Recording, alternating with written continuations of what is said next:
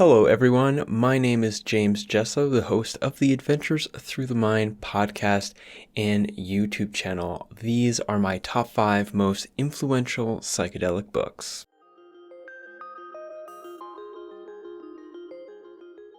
So first, a little context. The types of books about psychedelics that I have, I guess, most been drawn to have been ones that I feel directly relevant to an understanding of myself and an understanding of how my psychedelic experiences can be integrated into a larger sense of not only who I am, but also the challenges I face as a human in this world, my psychological, emotional, social challenges. Books that not only gave me perspectives on psychedelics and on the psychedelic experience, but on the psychedelic experience of being a self-aware human alive in a world grappling with concepts such as death and God and transcendence and trauma and just, I guess, how to be a good person. A lot of these books I read years ago and haven't really opened them up and reread them in a long time, so I might be, shaking the dust off a little bit as I describe them. The first one on that list is Psychedelic Healing by Neil Goldsmith, which came out in 2011. This was an extremely influential book for me. It became a primary reference point for the ideas that I built for my own book, Decomposing the Shadow. It outlines where psychedelics could fit in a psychotherapeutic model, one that includes a larger understanding of psychology, one that contributes to a greater understanding of our own spiritual, development, our own spiritual identity. It presents something that he calls psychology, which is him going back to the origins of where psychology comes from. Psychology meaning the psyche, and ology, so psyche, which we know now to be the mind, but originally meant the soul, and ology being the study of. And he goes back to say psychology to reference an older use of the word psyche, which is to include the soul and not just the mind, the conscious, subconscious, cognitive, and non-cognitive aspects of our experience. In it, he presents a concept called psychospiritual maturation, which he sees as the natural developmental unfolding of a person into a greater understanding of who they are. And he explores where the psychedelic experience fits in this maturation process, as well as where that might be used inside of a psychotherapeutic model for, resolving neuroses and other issues that we might be facing.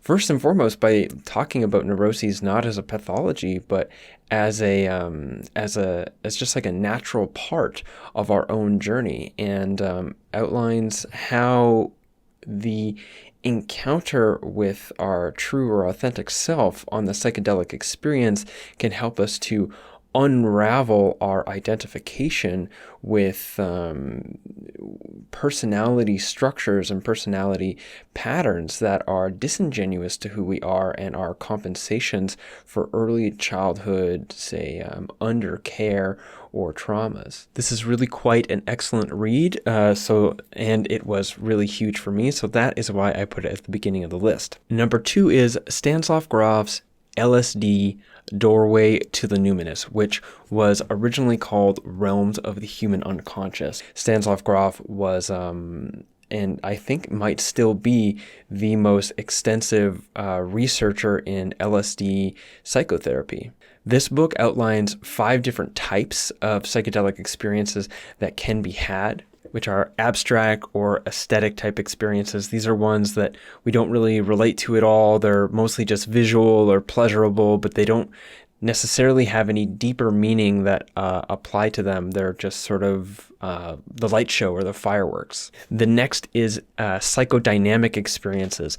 And these are experiences where we have some sort of vision or we have some sort of perception, whether it be an internalized perception or an externalized perception, like a hallucination or a string of seemingly meaningful but seemingly disconnected but meaningful synchronistic sort of happenings in our environment, where each of those things are a metaphorical representation of some deeper process in the mind that could be tracked back using a psychological model to aspects of the self and aspect of one's experience in a way that can lean towards, I guess, an externalization of inner psychological processes for a greater sense of understanding the self, or through working out issues, or for applying into sort of a psychological assessment of that person.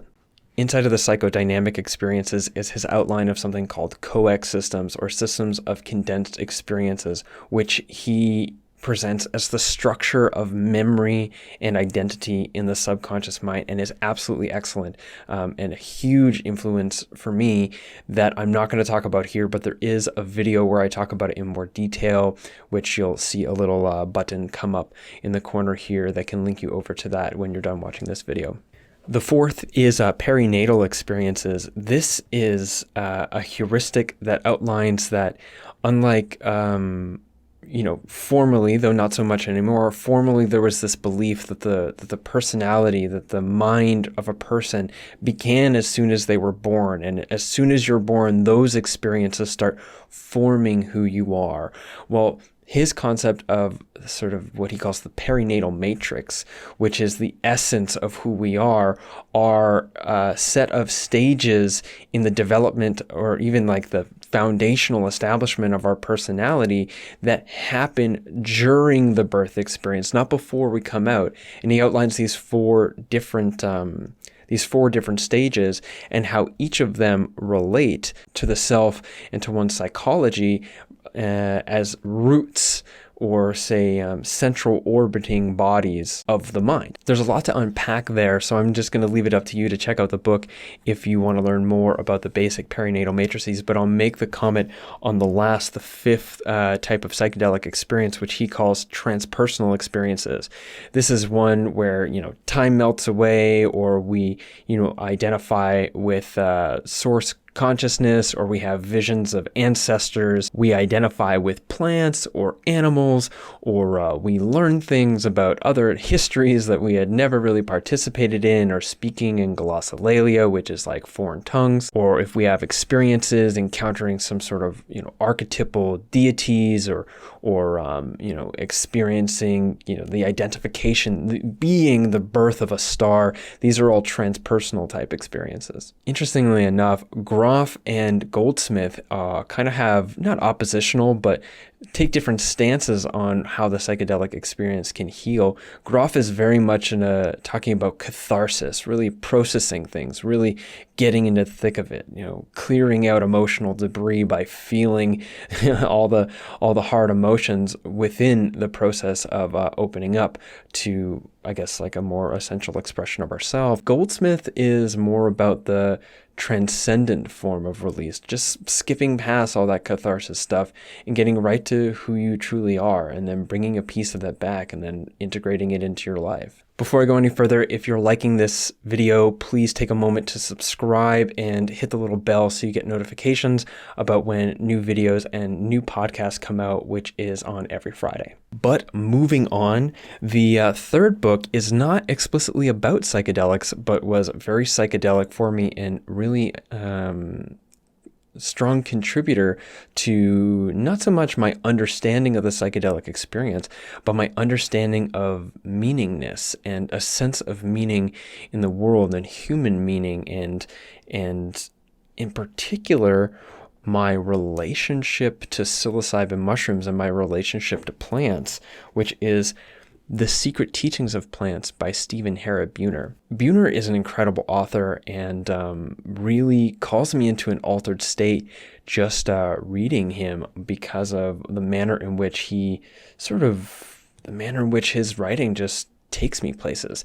And this book is actually kind of about plant communication, communicating with plants, but is also about the heart as an organ of perception and our sense, our capacity for feeling, not feelings like I'm having feelings about, I'm having the feeling of nervousness because I'm shooting this video and I don't know if it's going to like epically suck and I'm going to look like a jerk afterwards, or having the feelings of inadequacy or nervousness, etc., so much as feeling. Like if I reach out and I sort of like touch the mic, I'm feeling the mic, but a non-physical feeling, like reaching out and touching, like walking into a restaurant. And as soon as you walk into a restaurant, a part of you reaches out and it feels the restaurant and you go, oh yeah, these are good vibes. I want to eat here, or something about this doesn't feel right and I don't want to eat here. And he talks about utilizing this perception and clarifying and building this perception in a way to interact with the meaning or the intelligence of nature by feeling into it and feeling it and communicating through feeling. This was so important for me in a greater understanding of how to apply these psychological and psychotherapeutic models that I had been reading authors like Groff and like Goldsmith, and taking it directly into an experiential way of showing up to the world, showing up to the psychedelic, to the medicine, in particular showing up to psilocybin, which has been a real primary teacher in my life. So the fourth one is Being Human by Martin Ball. I don't actually have a copy of it, so here's a picture of the cover. I discovered Being Human by accident, actually, and Martin's work also became very influential for me, a real, you could say, intellectual role model for some time, and eventually a friend and a colleague. And this book it's a very simple and short, easy to understand, extended essay on the nature of God, the universe, and the self. It outlines his, philosophical or ontological model for reality that emerged from a period of time where he was taking a lot of 5-MeO-DMT. So oftentimes the 5-MeO-DMT experience is described as the sense of self that we normally have, the individuated self, the I, the ego, goes away, but the experience of I stays. The experience of being a point of awareness experiencing remains, but the identification with, say, the flesh body, with the ego identity goes away, and the experience of I or awareness becomes rooted in everything, like all that is all at once, as though all of time and existence and history and the future and every living creature and every organic and inorganic process throughout all of the cosmos is all one singular awareness that is self-aware, and it's you. And this can be, it's like saying I am God and everyone else is also I as God. And this is all one big illusory game that we're playing with each other, and it's all, in some degree, some sort of ruthlessly loving joke. Like, what the hell do you do with that? Like, what the hell do you do as a normal human being after you realize this? Well, Being Human is an excellent manual for understanding that, and being God and believing to be God and seeing it in everyone else and everything as illusion, and still being a normal human, doing normal human things, living a normal human life. And a point, to be fair, is I might not have described the 5-MeO experience too well. I have personally not smoked 5-MeO-DMT or toad, which is related. I have drank 5-MeO-DMT in an ayahuasca brew, which kind of gave me this connection with source code type experience. And I've had Yopo, a very strong Yopo experience, which has 5-MeO-DMT in it. but ultimately I have not smoked 5-MeO-DMT. I have encountered pieces of what I just described to you, and I think I understand it intellectually, and have had, strong derealization experiences with psychedelics, but I have not smoked it. So if that description for you 5 and toad smokers out there was not accurate, please forgive me. I did my best. So the final book actually is True Hallucinations by Terence McKenna. Funny enough, I know that Martin Ball has gotten a lot of flack in the past for being a big critic of Terence's work. I'm not sure where he stands now, but some of his former work was very critical. So it's funny for me to put them right next to each other in influential books. But Terence McKenna was a huge influence for me for a long time, and a lot of his stuff I didn't understand, but sort of bought hook, line, and sinker, and eventually learned to recognize how to separate the poetry from the real world wisdom, and sort of the wild metaphysical conjecture from the grounded and poignant observations of the self and society, and to love all of it, regardless of how strange and maybe an incorrect it might have been. And although Food of the Gods, Terence's other book, was influential for me, True Hallucinations, which is his take on the story of him and his brother heading down to La Chorrera, the experiment at La Chorrera, and these first encounters with the mushrooms. It was just such an incredible psychedelic adventure novel, and really awakened a sense of like going out there and doing it. It really sort of was like, yeah, I want to go out there and go to the jungle and, go off on these adventures and just, yeah, I see, I'm struggling for the words to talk about how like awesome it was to read it and how influential it was. That being said, that very same inspiration got me into some trouble when I ended up harming myself multiple times on these types of adventures.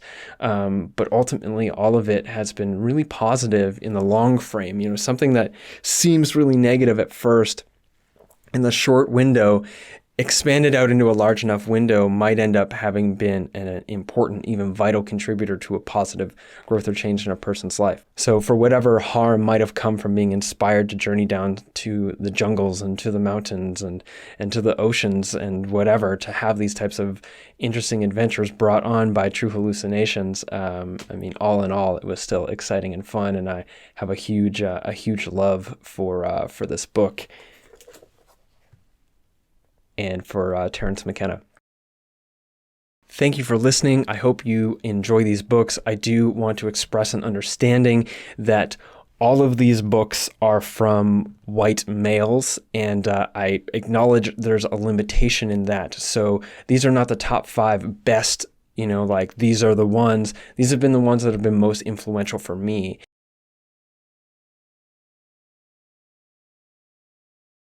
Being a white male myself, I do often find myself a little bit more drawn to people who their visual appearance feels familiar, because that's how I look and I see myself every single day. Although they're not the only type of writers that I engage, or the only type of intellectuals I engage, because I think that would be very limiting, I do want to express that I'm very aware of the lack of diversity in my selection. Finally, thank you for watching. If you like this video and you hit thumbs up, that helps more people see the video, and it is super, super helpful. So please do that. You could also support me in my work as a psychedelic journalist and as a writer in sort of the larger psychedelic culture, which is my artistic vision, my dream, my life path. And it's one that I'm choosing to do on a model of community trust and community support, which is through a voluntary donation model, through PayPal or through a variety of cryptocurrencies, or through Patreon, which is a platform where people can pledge to give me a certain amount of money every month, as long as I continue to commit myself to producing content like this and like my writing and like my podcast for people like yourself. So if you're appreciating this content and its impact on yourself and perhaps on others, hopefully, and the hard work that I'm putting into it, I kindly invite you to support me through a donation or becoming my patron on Patreon. Big thanks to the patrons who are already supporting me. I couldn't be doing this without you, so thank you very much. Take care.